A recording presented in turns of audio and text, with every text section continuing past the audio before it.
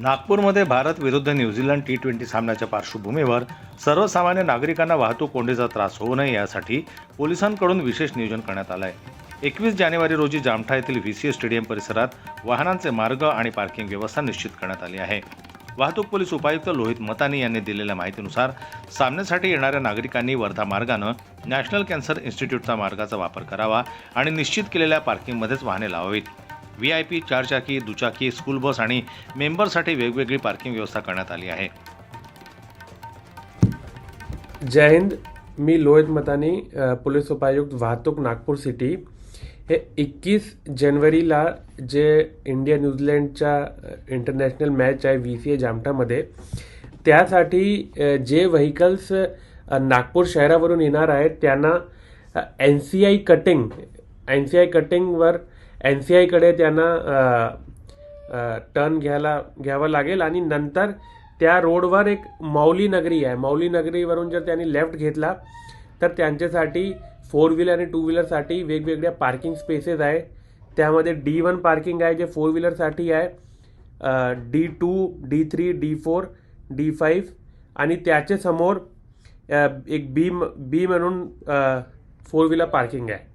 आणि जे school buses येणार आहे त्याच्यासाठी NCI चे समोर एक U-टर्न आहे, ते तिथून U-टर्न घेतील आणि एक स्कूल बसची पार्किंग गेट नंबर 13 समोर ठेवलेली आहे, तिथे ते पार्किंग करणार।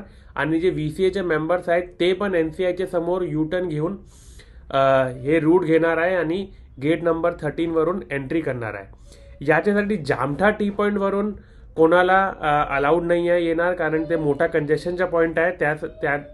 तिथून फक्त प्लेयर्स आणि अंपायर्सची गाडीला अलाव केला जाईल। आणि जे लोक जामठा टी पॉईंट क्रॉस करणार आहेत त्यांच्यासाठी एक बेलास कटिंगचे समोर एक अल्ट्राटेकची पार्किंग आहे, ते तिथे पार्क करून त्यांच्यासाठी फीडर बस सर्व्हिसेस अवेलेबल केलेली आहे। आणि जे लोक वर्धा, बुट्टीबोरी आणि तिथून येणार आहेत त्याच्यासाठी एक ब्रह्मकुमारीची पार्किंग आहे, जे F म्हणून पार्किंग आहे, तिथे ते 4 व्हीलर आणि 2 व्हीलर पार्क करू शकतात। आणि तिथून पण फीडर बस सर्व्हिसेस चालू केलेली आहे। आम्ही सगळ्यांना आवाहन करतो की तुम्ही जे मेट्रो आहे त्याचा जास्तीत जास्त वापर करा, कारण हे जे रूट आहे जे कंजेस्टेड रूट आहे आणि तुमच्यामुळे कंजेशन होणार नाही, त्यासाठी तुम्ही जास्तीत जास्त मेट्रोचा वापर करा, तुमचा पण वेळ वाचणार। यासाठी जामठा टी पॉईंट आम्ही अगोदर सांगतो, जामठा टी पॉईंटवरून कोणीही काही एंट्री होणार नाही आहे। यासाठी जे दुसरे लोक आहे जे मॅचला येणार नाही पण हे रूटचा ते वापर करणार आहे, त्यासाठी आम्ही फक्त एवढी सूचना देतो की 21 जानेवारीला संध्याकाळी 5 ते 7 वाजेपर्यंत आणि नंतर जेव्हा मॅच समाप्त होणार आहे 10 ते 11:30 पर्यंत काहीतरी या रूटमध्ये कंजेशन होऊ शकतात। जर पॉसिबल असेल तुम्ही या रूटला अवॉइड करा। धन्यवाद। जामठा टी पॉईंटवरून सर्वसामान्य वाहनांना प्रवेश नसेल। वाहतूक कोंडी टाळण्यासाठी क्रिकेट रसिकांनी शक्यतो मेट्रोचा वापर करावा असं आवाहनही पोलिसांकडून करण्यात आलं आहे। तसेच सामना सुरू होण्यापूर्वी सायंकाळी 5 ते 7 आणि सामना संपल्यानंतर रात्री 10 ते 11:30 या वेळेत इतर वाहन चालकांनी हा मार्ग टाळावा असंही पोलिसांनी स्पष्ट केलं आहे।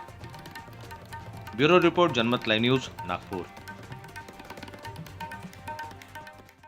मराठी बातम्यांसाठी जनमत लाईव्हला लाईक करा, सबस्क्राईब करा आणि बेल आयकॉनला दाबायला विसरू नका।